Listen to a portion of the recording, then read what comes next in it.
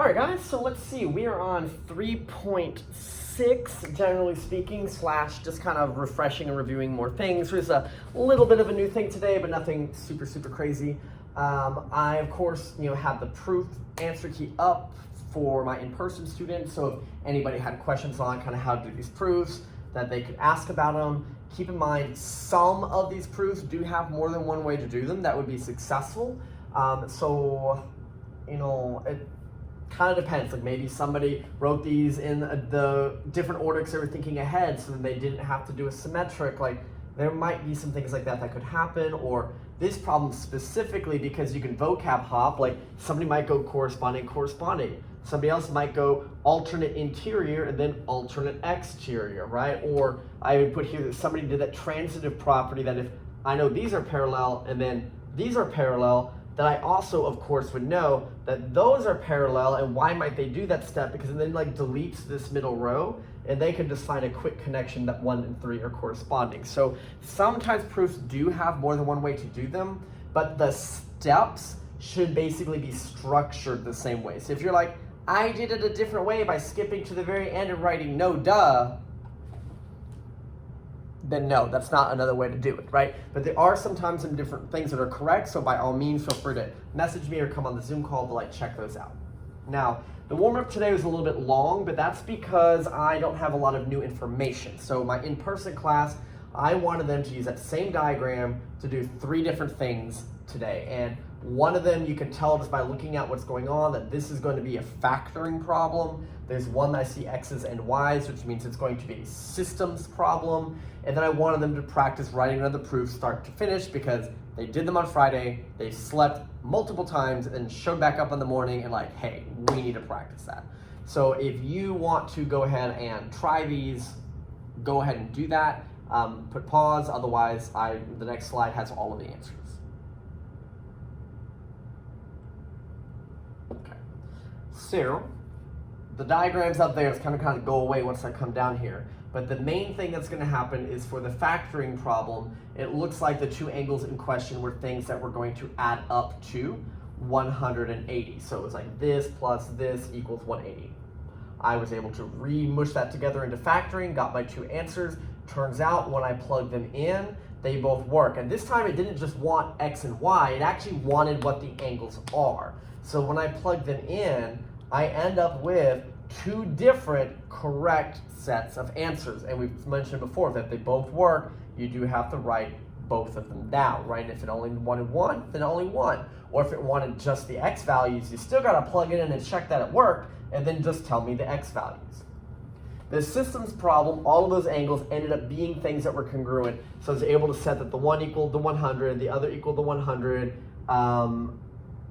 I'm not sure if I had to multiply. Yeah, I had times that first row by 4. That was my choice to make that be 4y. I flipped some signs, went through all that process, right? So I just went through a systems question. And then lastly, the parallel problem was to show you one that it's not necessarily super difficult, but that does have some of the nitpicky steps. Like when I tell you that the measures are equal, then I do have to say that, well, those are equal to each other when I substitute out the 120 here for a measure of 3, and then by definition congruent, I can make that congruent sign appear. I could make this question 2 steps shorter by literally making this the given. So I wanted you to see one where that wasn't the given and you had to do the steps to make it be that way, because obviously that's trickier than if I just give you it. And then lastly, I mentioned what the vocab words were based off the picture that was up there, and that if I had those vocabulary words doing what they're supposed to, that was enough information to prove that they were parallel. So pretty much it's just a good practice of all those algebra homeworks we've been doing, a good practice of a proof, just to kind of get all of our mental practice in before the quiz tomorrow and before the test coming up this week. All right, quick concept, and honestly, this isn't even something I told my students to write down. I said, hey, let's just look at it on the board together, because it's kind of a no-duh, this first part. The first part is basically saying, hey, did you know that perpendicular lines make 90 degrees? Yes, we've been doing that already. Okay, but it also lets me know that in situations I wanted to refer, I like this problem to refer to the different notation. Number 1, that we know this means 90. So if that one's 65, of course, I can subtract and find out what angle 3 is. In this case, it would be 25, just for my own brain. Okay, if this is 90, I know this is 90. And if that one's 38, of course I can subtract and find that one. Where things get a little bit more tricky is with vertical angles, you have to be so careful that the lines are going straight through and making like a V, because if it's going through and then just kidding, twists and then goes up, like, so some of these lines aren't quite vertical. Like, let me give you an example of what is not a vertical angle. Like here going through here, and then this comes up and then zoops out, like even though it kind of crosses through, like those are not vertical angles, like that opens more. But like what is a vertical angle would be this one with, let's say, this one that are going straight through. So I know I drew that kind of in a weird spot, but that's what would be a vertical angle. So if I knew 65 subtracted I got what 3 was, I would know that 1 is the same thing, which would turn out to make 65 here the same thing. And I want to remind you that those little whoosh marks mean they're congruent. And I basically use all of that to kind of fill that in. So I just want to kind of touch on, just know that that means 90, remind you that that means that those are congruent, and to use that information to fill things in. We should remember already that this upside down T means perpendicular. So if they tell me these are perpendicular, I literally go 5x plus 15 equals 90 and solve. This plus this equals 90 and solve. Here, this 38 is a vertical angle right here. So this plus 38 equals 90, right? We're not even gonna work through those and solve those. It's just a reminder, hey, we can do that, right? So none of that I thought was worth writing down, but if you feel like you wanted to work through those, you're of course allowed to. Next thing, and this is sort of a definition, so this might be something important to jot down, is just like, I do need to know this from a definition standpoint. What we consider the distance between a line and a random point, like eeny, meeny, miny, mo, here's a point, okay? And it's not a point on the line, so the point can be anywhere else, like here's a point, here's a point, here's a point, doesn't matter. What we consider the distance between a point and a line is what's called the perpendicular distance. So the perpendicular distance is what's considered the distance, because I go, well, from here, like I could connect it to the line this way, or I could connect it to the line this way, or I could connect it this way, or I could connect it this way. Like, we have to define what is the distance. So the distance is defined as the shortest distance, and the shortest distance is when it is directly 90 degrees. Any of these other ones would be longer than that. So distance in math is always defined to be the shortest distance possible. And so for this situation, it's what we call the perpendicular distance. So yes, it is important. If I ask you, what is the definition of the distance between a point and a line? It is the perpendicular distance. Okay. Now, before I get to the next page, I want to refresh what is the distance between two ordered pairs. Like, how do I find that? And remember, there's a distance formula. I hate it. I don't use it. The distance formula is like square root of like y2 minus y1 squared plus x2 minus x1 squared. And if you do not have this formula written in front of you, like if you're in person and you don't have that memorized, like you do not have this formula. You would have to have that memorized. And there's no reason to memorize that, because we said distance formula between two ordered pairs in space, you basically just want to find what's the x distance, what's the y distance, and then do Pythagorean Theorem. That third side is the distance. And we learned this way back in Unit 1, so this is just a refresher of that. So how much space is between the x values, -2 and 1? It's 3 spaces. And I really don't care if that's positive or negative. I just need to know that that's 3 spaces.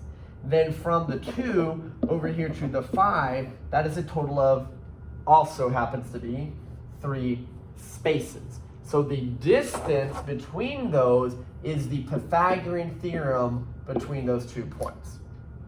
Okay? And why I just sketched this, and I'm going to do this for real on a grid just to show you, but normally I don't need to draw this, right? If I have an xy point, one of them is at -2, 2, and the other one is at 1, 1, 2, 3, 4, 5, and I say, what is the distance? I'm basically drawing a right triangle and saying this is 1, 2, 3, this is also 1, 2, 3, and I do a squared plus b squared equals c squared. So my little sketch over here is me just thinking about How many spaces is it between the two x values? Well, that's what I was asking myself here and filling it in. And same thing with the y's. So I'm kind of giving a visual reminder. That's what we talked about in Unit 1. This is just me refreshing. So what is 3 squared plus 3 squared equals c squared? So square rooted. Square root of 9 plus 9. I just want to let the band students know practice is canceled for today. Again, band practice after school is canceled for today. Please make sure you know that is square root of 18. If you're riding the bus, so we can break this down. Time today, or if your parents picking you up, let them know. But again, band practice after school today. And if I have a pair, that pair goes on the outside. And this. So ideally, we remember this, or this sparks our memory back, but this was from chapter 1. The distance between 2 points, you find the x distance, the y distance, and do like your Pythagorean theorem with it. And we used to let you leave it as square root of 18 if it was an ugly answer. We do not want the decimal, but now we do want you to break it down and the pairs come out. Boom. All right, so let's see what that means when I go to do that here. So if this problem says, hey, there is a line that contains these 2 points. Could you please find the distance between that line and this other random point? And now they've given me the graph here to look at. So they plotted the 0, 0, they plotted the negative 5, 5, and they're like, here is that line. I then want to know what is the distance to this point. And so distance isn't just like, oh, it looks like 1, 2, 3, 4, 5, 6 spaces. No, that is not the shortest distance. The shortest distance is what by definition again? The perpendicular distance. Okay, so the perpendicular distance is, I'm going to sketch it, but it's basically this distance here. Now, we should know that perpendicular lines have the opposite reciprocal slope, where you flip the sign and flip the fraction. So if the slope was 2/3, perpendicular would be negative 3/2. Well, here, this slope looks like negative 1/1. So perpendicular would just be positive 1/1. And if I kind of count that slope backwards, that is guaranteed to be the perpendicular distance. Okay, well, how long is that? Well, it's from the point 1,5 to this place where it touched. And how do I find the distance between 2 points? We think about the Pythagorean theorem distance that we can count. Now, by just pure accidental luck, this happens to be 1, 2, 3, and 1, 2, 3, which is the exact one we just did a second ago. But normally I would then go, okay, let's do that Pythagorean theorem. Square root of 9 plus 9 is square root of 18. Break it down looking for pairs. Pairs come out. Okay, but like I said, you kind of got lucky. This was exactly the numbers from the page before. One more example. I'm still going to use a graph to do it, but this time I just have to graph it myself. No big deal. So a line contains these 2 points, negative 5, 1, 2, 3, and positive 1, 2, 3, 4, negative 1, 2, 3, 4, 5, 6. So this is the original line in question. And I probably need to know what this slope is, and 1, 2, 3, 4, 5, 6, 7, 8, 9. So it's down 9 over 1, 2, 3, 4, 5, 6, 7, 8, 9. Actually, that makes me happy. So this slope is going to reduce to negative 1/1, which means if I sketch this perfectly, this was a down 1/1 slope. So I will put the nice points on here. So that's if I were to draw this line nicely. So, question now is, what is the distance between that and some random point anywhere they could want to put it, and they chose to put it at 2, 1, 2, 3, 4. So again, what is the perpendicular distance? I just gave you the answer. What is the distance between a point and a line? Perpendicular distance. You couldn't get it wrong this time. I told you the answer. Okay, so let's do it though. Perpendicular slope would be positive 1/1 again. So I know that, okay, well here, yay, 1/1, but I need to walk that backwards to find this intersection point. I need to know where that is, because I already know where this one is, and now I'm going to do my Pythagorean theorem to find out how long that is. This happens to be 1, 2, 3, 4, 1, 2, 3, 4. So 4 squared plus 4 squared square rooted will get me this distance.